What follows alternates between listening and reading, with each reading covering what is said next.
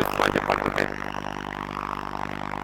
మన వాస్తవంగా ఏదైతున్నదో నా ప్రజా జీవితం పంచాయతీ సమితి అధ్యక్షుడిగా ఆరంభింపబడి 6 పర్యాలు జగిత్యాల గడ్డ మీదకెళ్ళి శాసనసభ్యుడిగా ఎంపికై 1 పర్యాలు శాసన మండలి సభ్యుడిగా ఎంపికై మీ అందరి యొక్క అండదండలతో ఆశీర్వచనాలతో ఈ స్థాయికి ఎదిగి మరి ఈరోజు ఏదైతుందో మరి ఇంతవరకు ఉన్నటువంటి పార్టీ కాంగ్రెస్ పార్టీ నా పట్ల చూపెట్టిన వివక్షత సుదీర్ఘ కాలం ఏదైతుందో 4 దశాబ్దాల పైగా అన్నాడు కాంగ్రెస్ పార్టీ బలోపేతం కొరకు వాస్తవంగా మిత్రులు పెద్దలు కేసీఆర్ గారు ఏదైతుందో 99లో టీఆర్ఎస్ పార్టీ ఆవిర్భావ సందర్భంగా తెలంగాణ రాష్ట్ర ఏర్పాటు మనందరి ఆకాంక్ష మనం కలిసి మరి ప్రయాణం చేయాలని చెప్పని వారు పేర్కొన్నప్పటికీ కూడా ఏదైతుందో ఒక క్రమశిక్షణ గల కార్యకర్తగా ఆనాడు ఏదైతుందో నేను కాంగ్రెస్ పార్టీలో కొనసాగడం జరిగింది.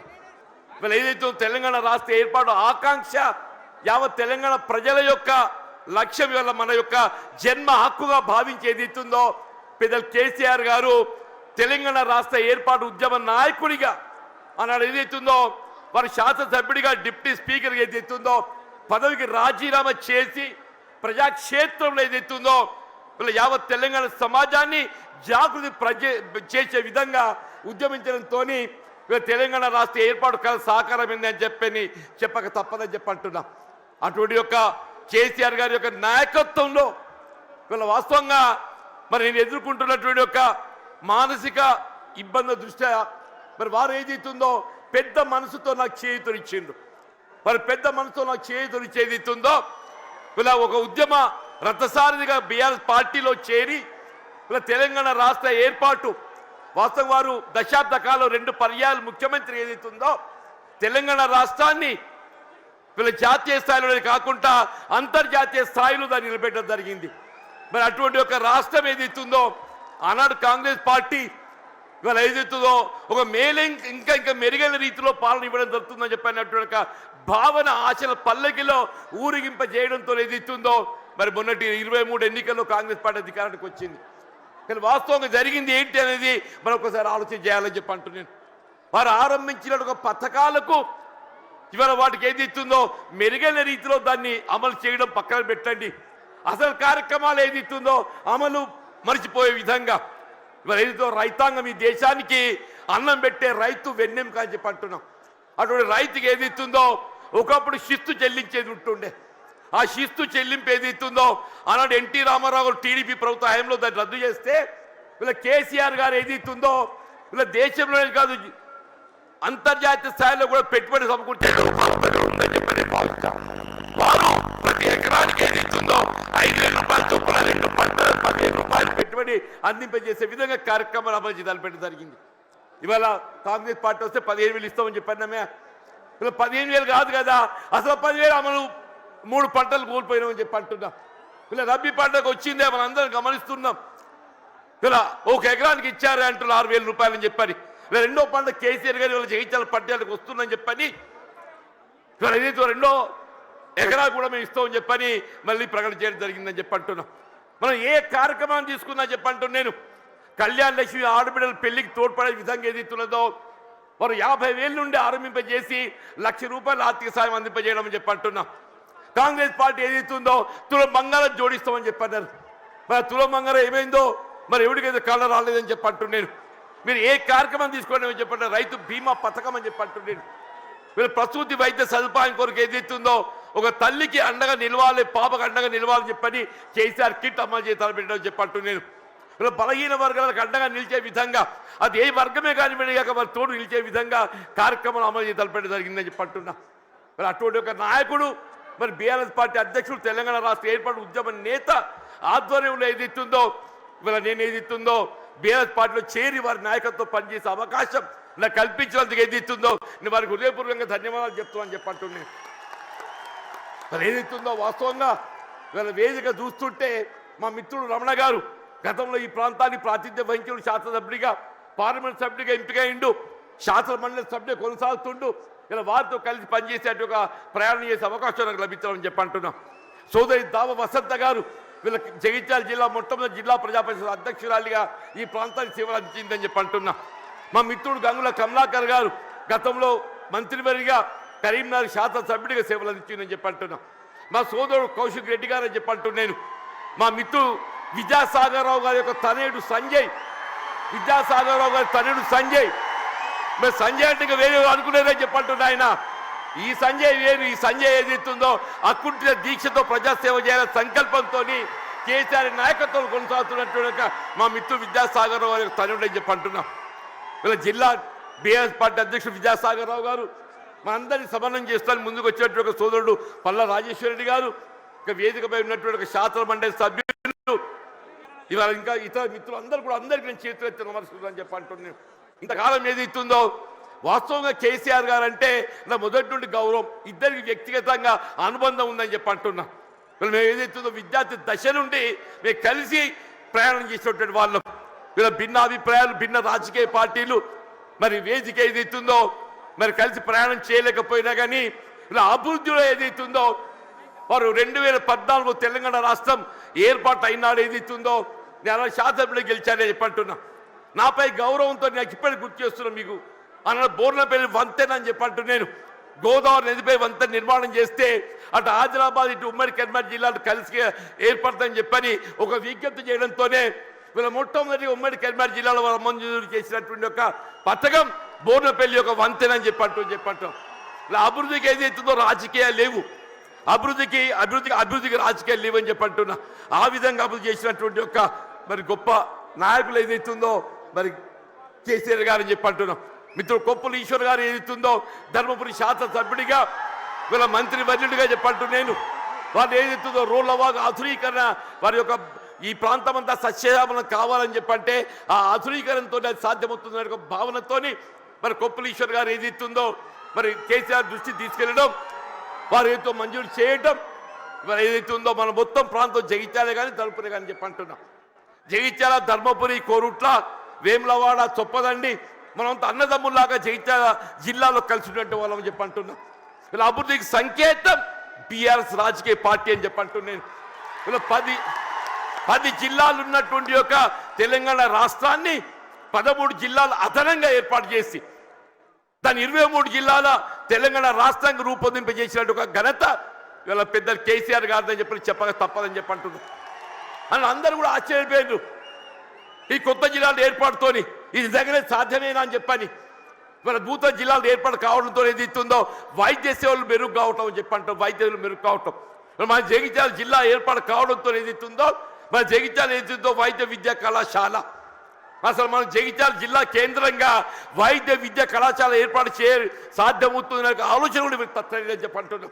కేవలం కేసీఆర్ గారి యొక్క ఆలోచన, వారి యొక్క దూరదృష్టి, వీళ్ళ నూతన జిల్లాలు ఏర్పాటుతో ఏదైతే వైద్య విద్య సదుపాయాలు మెరుగుపరచొచ్చని చెప్పిన భావంతో వీళ్ళ నూతన జిల్లాలు ఏర్పాటు చేయడము, జగిత్యాల జిల్లా కేంద్రంగా వైద్య విద్యా కళాశాల రూపొందడం, వీళ్ళ వైద్య సేవలు విస్తృంపజేయబడడం చెప్పంటున్నా. భవిష్యత్తులో సూపర్ స్పెషాలిటీ వైద్య సేవలు మనం పొందబోతున్నాం అని చెప్పంటున్నా. అది విద్య రాజ్యాంగం కల్పించిన హక్కు అని చెప్పంటున్నా. ఆ రాజ్యాంగం కల్పించిన హక్కు విద్యకు సంబంధించి ఏదైతుందో నిరుపేద వర్గాలు, బలహీన వర్గాలు, జ్యోతిబా పూలే అటువంటి ఒక గురుకుల ఆశ్రమ పాఠశాల అని చెప్పంటున్నాం. ప్రతి నియోజకవర్గంలో ఆడబిడ్డలు బాలకి ఏదైతుందో జ్యోతిబా పూలే మరి గురుకుల ఆశ్రమ పాఠశాల, బాలులకు ఏదైతుందో జ్యోతిబా పూలే మరి ఒక పాఠశాల గురుకుల ఆశ్రమ పాఠశాల, అల్పసంఖ్యాక వర్గాలు ముస్లిం బిడ్డలకు అని చెప్పంటున్నా. ఎన్నడూ ఊహించినటువంటి ఒక విద్యా సదుపాయాలు కల్పించాలని చెప్పని ఇవాళ ముస్లిం బిడ్డలకు ఏదైతుందో అల్పసంఖ్యాక వర్గాలకు ఏదైతుందో మైనారిటీ స్కూల్స్ ఏర్పాటు చేయడం, ఎస్సీ ఎస్టీ అని చెప్పంటున్నాను. ఇలా వాస్తవంగా తెలంగాణ రాష్ట్రానికి గిరిజన బిడ్డలు ఏదైతుందో బీఆర్ఎస్ పార్టీ మనం కూడా చెప్పంటున్నాను. జనాభా ప్రాతిపదికన కల్పించాల్సిన రిజర్వేషన్ సౌకర్యం తెలంగాణ రాష్ట్రం ఏర్పాటుతో ఏదైతుందో ఇలా గిరిజన జనాభా తెలంగాణ రాష్ట్రంలో కేంద్రీకృత కావడంతో ఆ గిరిజనులకు అంతవరకు ఉన్నట్టు 6% రిజర్వేషన్ను 10% పెంచి అని చెప్పంటున్నా. ఇలా విద్యా ఉద్యోగాలలో గిరిజన బిడ్డలు వాళ్ళ అంబాడా కానివ్వండి, ఆదివాసీ కానివ్వండి, ఎవరికైనా ఏదైతుందో వాళ్ళ భవిష్యత్తు నిర్దేశించినట్టు ఒక గొప్ప మరి నాయకత్వం కేసీఆర్ గారు అని చెప్పక తప్పదని చెప్పంటున్నా. ఇలా వాస్తవంగా ఈ దేశానికి ఏదైతుందో అన్నం పెట్టే రైతుకు సాగునీరు కావాలని చెప్పంటున్నా. ఉచిత విద్యుత్ సదుపాయం ఏదైతుందో గతంలో నిర్దేశిత వేళలో విద్యుత్ అందింపజేస్తే వీళ్ళు ఏ విధమైనటువంటి ఒక ఆంక్షలు లేకుండా 24 గంటలు ఏదైతుందో రైతాంగానికి ఉచిత విద్యుత్ కల్పింపజేసిన ఒక ఘనత బీఆర్ఎస్ పార్టీ అధ్యక్షులు అధినేత కేసీఆర్ గారికి దక్కుతుందని చెప్పి అంటుండే. ఇలా ప్రాణహిత నదీ జలాల వినియోగం దేవాలనే ప్రాణహిత నదీ జలాల వినియోగంలోకి వస్తేనే కానీ ఏదైతుందో మన తెలంగాణ రాష్ట్రం రైతాంగం ఏదైతుందో మన పంటలు పండు సాధ్యమవుతుందని చెప్పి అంటుండే. మరి ఉమ్మడి రాష్ట్రంలో వైఎస్ రాజశేఖర రెడ్డి గారు ముఖ్యమంత్రి ఉండగా మరి సహచరులు మేము భావించాం మరి తుమ్మడి ఏటి వద్ద బ్యారేజ్ నిర్మాణం చేస్తే ఒక లిఫ్ట్తో నీరు వస్తుందని చెప్పని. కానీ మహారాష్ట్ర ప్రభుత్వం ఏదైతుందో వాళ్ళు సహకరించలేకపోవడంతో 152 మీటర్ల ఎత్తుతో నిర్మాణం చేయాలని తలపెట్టినట్టుగా బ్యారేజ్ 145 మీటర్ల ఎత్తుతోనే అయినా కానీ ఇదే పెద్ద కేసీఆర్ గారు ఏదైతుందో మహారాష్ట్ర ప్రభుత్వం ఒప్పందం చేసుకోవడంతో పాటుగా దిగువ 100 మీటర్ల ఎత్తులో మేడిగడ్డ వద్ద బ్యారేజ్ నిర్మాణం చేయగలిగినట్టయితే అటు ప్రాణహిత నదీ జలాలు, ఇటు గోదావరి నదీ జలాలు, అటు మానేరు ప్రాంతం దగ్గర వచ్చే ఒక నదీ జలాలు అన్నింటిని మనం ఎత్తిపోత ద్వారా వినియోగించుకుంటే ఒక 300 టీఎంసీ లభ్యత పొందే అవకాశం ఉందని చెప్పంటున్నాడు. మరి ఆ విధంగా కేవలం ఒక దశాబ్ద కాలంలో వీళ్ళ కాళేశ్వరం ప్రాజెక్ట్ నిర్మాణం పూర్తి చేయడమే కాదు దాని ఫలాలు కూడా మనకు అందింపజేయడం జరిగిందని చెప్పంటుండేది. ఇవాళ ఏమైందా వీళ్ళ కేసీఆర్ గారు జగిత్యాలకు వస్తున్నారని చెప్పంటే నిన్నటి దాకా నిద్రపోయిన ముఖ్యమంత్రి రేవంత్ రెడ్డి గారు ఇవాళ బయలుదేరిండి అని చెప్పంటున్నారు. మేడిగడ్డ బ్యారేజ్ ఒక 2 పిల్లలు గుంగినే SLBC Srisailam left bank canal అని చెప్పంటున్నాడు. నిర్మాణ దశలో కృంగిపోయి 8 మంది కార్మికులు చనిపోతే కనీసం శవాలు వెలికి చేయలేకపోయింది అని చెప్పిన చెప్పంటున్నా. 2 పిల్లలు కృంగిపోతే అసలు బ్యారేజ్ విలువ 4000 కోట్లు. ఆ 2 పిల్లలు కడితే 400 కోట్లు అవుతాయని చెప్పి అంటున్నా. ఎక్కువ మీకు అన్నారం సింధేలు ఇంకో 100 కోట్లు అవుతాయని చెప్పి అంటున్నా. ఇలా 2 సంవత్సరాల కాలం ఏదైతుందో ఏదో ప్రకృతి సహకరించింది అదృష్టం. మన కరువు సమస్య ఉత్పన్నం కాలేదు. రేపేదైతే ఎల్లినో ప్రభావం నిజంగానే కరువు వచ్చినట్టయితే మన భవిష్యత్తు ఏం కావాలి? కరువు వస్తే మన భవిష్యత్తు ఏం కావాలని చెప్పి అంటున్నా. అదే పెద్దలు కేసీఆర్ గారు ఏదైతే జగిత్యాల పడ్డానికి వస్తున్న సందర్భంగా రేవంత్ రెడ్డి ఏదైతుందో నిద్ర లేచినట్టు నటిస్తుందని చెప్పి అంటున్నా. ఇక తుమ్మడి అంటే వేరే అటే పోయిందా? నీకు నిజంగానే సిన్సియారిటీ ఉంటే వీళ్ళ 3 సంవత్సరాలు గడుస్తుందా తుమ్మడి బ్యారేజ్ నిర్మాణం చేయగలుగుతూ కదా, ఎందుకు చేయలేకపోయినా చెప్పంటున్నాను. వీళ్ళు నిన్నటి వరకు ఏదైతుందో వీళ్ళు ఏ కాళేశ్వరం కూళేశ్వరం అని మాట్లాడిండే వీళ్ళు అదే కాళేశ్వరం అదే మేడిగడ్డ ఏదైతుందో మన భవిష్యత్తు ఏదైతుందో మనకేది అండగా ప్రాజెక్టే మేడిగడ్డ కాబోతుందని చెప్పంటున్నాను. ఇలా మన భవిష్యత్తు రైతాంగమే కానీ ఇలా త్రాగునీటి సదుపాయమే కానీ పారిశ్రామిక అవసరాలే కానీ హైదరాబాద్ త్రాగునీటి అవసరాలే కానీ అన్నింటికి ఏదైతుందో అదే మేడిగడ్డ మనకు జీవనాధారం కాబోతుందని చెప్పి అంటున్నాను. వాస్తవం చెప్పాలంటే ఇలా కేసీఆర్ గారి యొక్క విజన్, వారి యొక్క దూరదృష్టి, మరి తెలంగాణ రాష్ట్ర ఏర్పాటు సాధన కొరకు మరి ఉద్యమించినాడు కరీంనగర్ జిల్లా కేంద్రంగా వారు టీఆర్ఎస్ ఆరంభింపజేయడం జరిగిందని చెప్పంటున్నారు. అందరు ఆశ్చర్యపోయిండు. ఇదేంటి అందరూ మర్చిపోయిన తెలంగాణ నినాదం ఈయన లేవనెత్తుతుందని చెప్పారు. ఒంటరి పోరాటం ఆయన ఒక్కడు బయలుదేరితే యావత్ తెలంగాణ సమాజం ఆయన వెంట నడిచిందని చెప్పంటున్నారు. యావత్ తెలంగాణ సమాజం ఆయన వెంట నడిచి తెలంగాణ సాధ్యమైందని చెప్పంటున్నారు. అదే తెలంగాణ రాష్ట్ర నిర్మాణం కొరకు ఏదైతుందో దశాబ్ద కాలం పాటుపడ్డారు.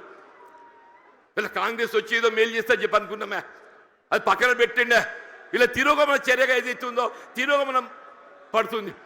మళ్ళీ తెలంగాణ రాష్ట్ర పునర్నిర్మాణం కావాలని చెప్పంటే కేసీఆర్ గారి యొక్క నాయకత్వం మాత్రమే తెలంగాణ రాష్ట్రాన్ని పునర్నిర్మాణం చేయగలుగుతామని చెప్పంటున్నాను. మీరు ఎక్కడ ఏ పల్లె కనపడి చెప్పిన ఒకటే నినాదం వస్తుంది, రేవంత్ రెడ్డి పోవాలి, కేసీఆర్ గారు రావాలి. ఒకటే నినాదం, రేవంత్ రెడ్డి గారు పోవాలి, కేసీఆర్ గారు రావాలి. కాంగ్రెస్ పోవాలి, బీఆర్ఎస్ రావాలి. అంటే ఏంటి? ప్రతి పల్లె గుండెల్లో ఏదైతుందో ఇవాళ ఈ నినాదం కేసీఆర్ గారు ఇవాళ వస్తుంటే నిజంగా చెప్తున్నా మొత్తం కూడలని యువత ఉత్సాహం కేరింతలు చూస్తుంటే మళ్ళీ తెలంగాణ రాష్ట్ర ఏర్పాటు ఉద్యమ దినాలు గుర్తుకొస్తాయని చెప్పంటున్నా. అలాంటి తెలంగాణ రాష్ట్ర ఏర్పాటు ఉద్యమ సమయంలో కేసీఆర్ గారు నడుస్తుంటే యువత కేరింతలు ఏ విధంగా ఉండేనో ఇవాళ కేసీఆర్ గారు జగిత్యాల పర్యటన ఏదైతుందో మళ్ళీ అదే కేరింతల ఉత్సాహం యువతలో కనబడుతుందని చెప్పంటున్నాను. వీళ్ళు అదే కేసీఆర్ గారి యొక్క నాయకత్వం తెలంగాణ రాష్ట్ర పునర్నిర్మాణానికి వీళ్ళ మనకి ఏకైక నాయకత్వం కేసీఆర్ గారు అని చెప్పక తప్పదని చెప్పంటున్నారు. ఇలా వారి ఆధ్వర్యంలో పనిచేసే అవకాశం నాకు లభించడం ఇలా వాస్తవంగా ఇద్దరం కూడా ఈ ఒకరి పట్ల ఒకరు అభిమానం కలిగి ఉన్నామే. కానీ ఏదైతుందో కలిసి ప్రయాణం చేసే అవకాశం కొంతకాలం వచ్చింది. 2004-2009 మధ్య కాలంలో ఇద్దరం కలిసి ప్రయాణం చేసినాం, ఎన్నికల్లో కలిసి పోటీ చేసినాం. కానీ ఏదైతే కాంగ్రెస్ పార్టీ ఏ తెలంగాణ రాష్ట్ర ఏర్పాటు లక్ష్యంగా మరి ఎన్నికల ఒప్పందం కుదుర్చుకోవడం జరిగిందో ఆ తెలంగాణ రాష్ట్ర ఏర్పాటు ఏదైతుందో జాప్యం చేయడంతో కొంత నీరుగాచి పెద్ద చేయడంతో ఏదైతుందో వారు అలా కేంద్ర మంత్రి పదవి త్యాగం చేసి కేంద్రంలో మంత్రి పదవి త్యాగం చేసి రాజీనామా చేసి పార్లమెంటు ఉప ఎన్నికలు వారు వస్తే మరి కాంగ్రెస్ పార్టీ పక్షాన అసలు ఛాలెంజ్ ఇచ్చినోడు పక్కకు వేయండి, అసలు ఛాలెంజ్ ఇచ్చినోడు పక్కకు వేయండి. కేసీఆర్ గారిని ఎదుర్కోవాలంటే మామూలు విషయం కాదు, కేసీఆర్ ఎదుర్కోవడం మామూలు విషయం కాదు అంటూ నేను అన్నాడు. ఏదైతే ఇదే కాంగ్రెస్ పార్టీ నన్ను దొరకబట్టి ఆయన ముందు నిలబెట్టిందా, నన్ను దొరకబెట్టి వారి ముందు నిలబెట్టిందని చెప్పి అంటున్నా. ఇక ఏం చెప్పాలి నా కోసం ఏం చెప్పాలని చెప్పి అంటున్నాను. అంటే నిజంగానే వారిని అడ్డుకోవడం సాధ్యమేనానే? వారికి ఎందుకు ఒక లక్ష్యం ఉంది, తెలంగాణ రాష్ట్ర ఏర్పాటు లక్ష్యం ఉందని చెప్పి అంటున్నా. ఆ లక్ష్యాన్ని అడ్డుకోవడం సాధ్యమేనని చెప్పి అంటున్నాను. అది ఎవరితో సాధ్యం కాదు. ఇలా వారు ఏది 2 పర్యాయాలు ఉప ఎన్నికల్లో గెలిచి యావత్ తెలంగాణ సమాజాన్ని జాగృతి చేసి తెలంగాణ రాష్ట్రాన్ని సాధించదగిందని చెప్పి అంటున్నాను. మరి అటువంటి క్రమశిక్షణ గల కార్యకర్తను నేను, అటువంటి క్రమశిక్షణ గల కార్యకర్తను యావత్ తెలంగాణ రాష్ట్రం ఆశ్చర్యం. ఇదేందా జీవన్ రెడ్డి మరి ఏం చేయాలని ఆయన 20 మాసాలు ఏదైతే నా ఉసురు పోసుకున్నారు మీరు, 20 మాసాలు ఉసురు పోసుకున్నాను చెప్పంటున్నా. నేను ఇంతకాలం ఈ మానసిక క్షోభ నేను భరించాలని చెప్పంటున్నాను. సాధ్యమే అని చెప్పండి అన్న చెప్పంటు నేను 4 దశాబ్దాలు కాంగ్రెస్ పార్టీ బలోపేతం కొరకు అకుంఠిత దీక్షతో ఏదైతుందో నేను పోరాటం చేసి నేను పాటుపడితే చివరికి దక్కింది ఏంటి అని చెప్పంటు నేను. ఆల్రెడీ ఈ వాయిస్ లోపల నాకు ఈ గోసేంది అంటూ నేను ఇవాళ 75-76 సంవత్సరాలు వచ్చినాయి అంటున్నా. నా జీవితం చివరి దశ చేరుకుందని చెప్పి అంటున్నా. నా జీవితం చివరి దశలో ఏదైతుందో నాకు ఈ మానసిక క్షోభ ఏంటి అని చెప్పి అంటున్నాను. ఇవాళ కేసీఆర్ గారు పెద్ద మనసుతో ఏదైతుందో మరి నా చేయూత నాకేదైతే చెయ్యి అందించి నాకు అండా నిలుచుండని చెప్పి అంటున్నాను. అదే 4 దశాబ్దాల కాలం కాంగ్రెస్ పార్టీ సేవలో కాంగ్రెస్ పార్టీ నిర్మాణంలో నేను పాటుపడితే ఆ చివరి దక్కింది అయింది. మళ్ళీ కేసీఆర్ గారే చెప్పంటూ నేను పెద్ద మనసుతోని గతంలో ప్రత్యర్థుల యొక్క భావన రానియకుండా గతంలో ప్రత్యర్థులు పోటీ చేసుకున్నప్పటికీ కూడా ఏదైతుందో అది భిన్న రాజకీయ పార్టీ యొక్క ఆలోచన విధానం కానీ ఆ జీవన వ్యక్తిగతంగా ఏదైతుందో విలువలు కట్టుబడే ఒక వ్యక్తిత్వం కాబట్టి అది ఒక భావనతోని వారు నాకు చేయూత అందించింది. అంత గొప్ప మనసు అని చెప్పంటూ నేను దయచేసి ఇలా జగిత్యాల గడ్డ నేనేదో ఆశించి కాదు నాయన, నేను అన్ని చూసిన నేను చూడని ఏమీ లేదు. ఈ 4 దశాబ్దాల కాలంలో చూడని ఏమీ లేదు. ఇవాళ ఒకటి ఇవాళ రాష్ట్రాన్ని పట్టుకుని శని పీఠ విరగడ కావాలని చెప్పంటు ఒకే ఒకటి ఈ రాష్ట్రాన్ని పట్టుకొని శని పీఠ విరగడ కావాలని చెప్పంటున్నా. ఆ శని పీఠ విరగడ కావడానికి కొరకు ఏదైతుందో కేవలం కేసీఆర్ గారి యొక్క నాయకత్వంతో మాత్రమే సాధ్యమవుతుంది. ఒక భావనతో ఏదైతుందో ఇవాళ నేను కేసీఆర్ గారి యొక్క నాయకత్వంలో బీఆర్ఎస్ పార్టీ చేరదొరుకుతుందని చెప్పంటు. దయచేసి ఇంతకాలం నాకు అడ్డగా నిలిచిందా మీరు? నిజంగా మీ అందరికీ నా శేష జీవితం మీ అందరికీ నీ సేవ చేసి రుణం తీసుకోలేని చెప్పంటున్నాను. వీళ్ళ కేసీఆర్ గారి యొక్క నాయకత్వంలో వీళ్ళ ఉమ్మడి కరీంనగర్ జిల్లానే కాదు యావత్ తెలంగాణ రాష్ట్రంలో గులాబీ జెండా ఎగరవేయటమే మనందరూ ఒక లక్ష్యంగా మనం ముందు పోవాలని చెప్పంటున్నా. రాబోయే కాలం 119 స్థానాలు ఉంటే ఎన్ని ఉంటాయో తెలియదు, కానీ ఎన్ని స్థానాలు ఉన్నా అని ఉమ్మడి రాష్ట్రంలో కాంగ్రెస్ పరిస్థితి ఏ విధంగా మారిందో రేపు రాబోయే శాసన ఎన్నికల్లో మీకు 94 ఉప ఎన్నికల్లో కాంగ్రెస్ పార్టీ పరిస్థితి కంటే ఇంకా దీనంగా తయారైపోతుందని చెప్పకుండా మనం చూస్తామని చెప్పంటాం. అలా ఇట్ వాజ్ నాట్ బట్ 10% అని చెప్పంటున్నా. ఇవాళ పరిస్థితి కూడా ఏదైతుందో రాబోయే కాలంలో ఇవాళ ప్రజాభిప్రాయం ఎవరైనా ప్రజాభిప్రాయానికి అనుగుణంగా పనిచేయాలి. రేపు ప్రజాభిప్రాయానికి అనుగుణంగా ఏదైతుందో కేసీఆర్ గారి యొక్క నాయకత్వం పనిచేయాలి.